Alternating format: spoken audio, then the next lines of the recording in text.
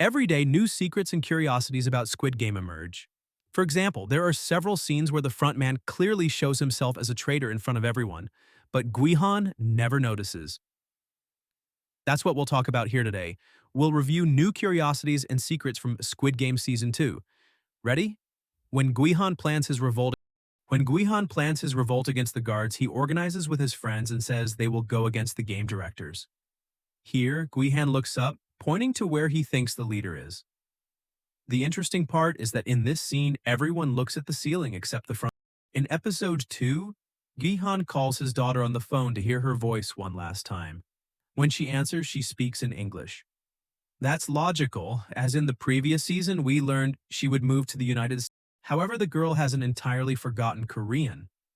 In the end, she thinks her father is calling and speaks to him in Korean, hoping he will respond. The scene tells us that while the girl has adapted to the United States, she hasn't abandoned Korea because her father connects her to that culture. In the carousel game during the final round, it was instructed that only 2 players could enter each room. The interesting part is that as soon as the order is given, player 1 grabs Guihan's friend and takes him away. This has a lot of context. The frontman knows no guard will kill him, no matter what happens. That's why he decided to take Guihan's friend to protect him. But why did he do this? Because he wanted to kill him with his own hands in the future. From the beginning, he realized this man was Guihan's only friend. This season, the pink guards have undergone some changes.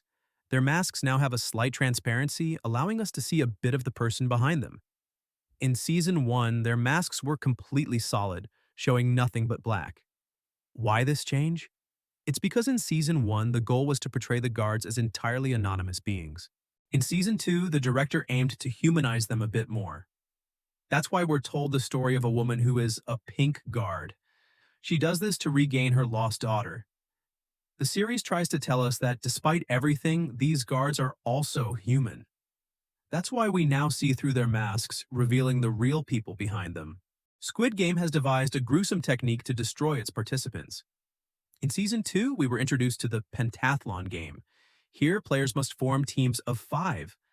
This game is designed to bond players and make them friends. However, the next game is the carousel. Here, the teams are forced to split up and enter different doors. In each round, the number of players per room decreases, so teams are forced to eliminate members. This technique ensures that players form friendships in the pentathlon, only to betray or kill each other in the carousel. It's a deliberate manipulation of human emotions to maximize suffering and drama for the VIPs. In the pentathlon game, the frontmen played alongside the protagonists. Curiously, they ended up being the last team.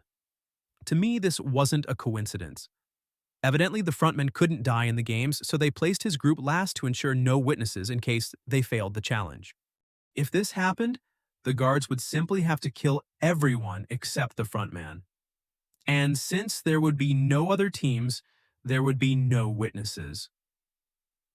From the beginning, player 1 played it safe. This isn't unusual. In Season 1, the elderly Elam also used similar tricks to ensure his survival in the games. When the police and their team inspect an island, they encounter an explosive trap. The explosion scares the team inside the boat, and everyone immediately looks toward the island. However, if we pay attention, the ship's captain isn't surprised. He turns his head very slowly because evidently he's a traitor. He already knew there was a trap in that location. In the pentathlon, we had an epic moment when player 388 won the Gongi game. Deo demonstrated mastery in this game, saying he used to play it a lot with his sisters. However, behind-the-scenes videos revealed that the actor didn't perform the moves. The production hired a Gongai professional to handle everything. In episode 2, we learned that the North Korean girl works as a children's entertainer. However, in the same episode, she resigns because she's returning to Squid Game as a guard. Here, one of her co-workers asks her how she manages to survive so many hours wearing that rabbit head. The girl doesn't answer, but we can deduce it's not difficult for her. If she works as a pink guard, it means she's already used to wearing a mask for many hours a day. The rabbit head is nothing compared to that in terms of discomfort. In the carousel game, the crazy woman tells Gihan a sort of prophecy. She says, "There's a reason your life has lasted longer than fate dictated. and you were brought here for a reason. This line tells us that Gihan should have died long ago. However, Guihan's survival wasn't by mere chance. In the doll game, he tripped but was saved by Ali. In the cookie game, he survived by chance when a drop of sweat fell on his cookie, leading him to realize he could lick it to win. In the tug-of-war game, he only won because the old man played alongside him and revealed a trick to win. In the marble game, Guihan lived because the old man literally let him win. Guihan should have died at the start of the games. But, as the crazy woman said, for some reason, his life lasted longer than fate dictated. Guihan was literally chosen by fate to fulfill a mission. This mission likely involves the pregnant woman, as the crazy woman keeps staring at her.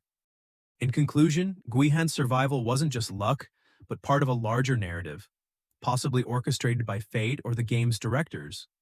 As the story unfolds, we'll see how these intricate connections shape the outcome of Season 2.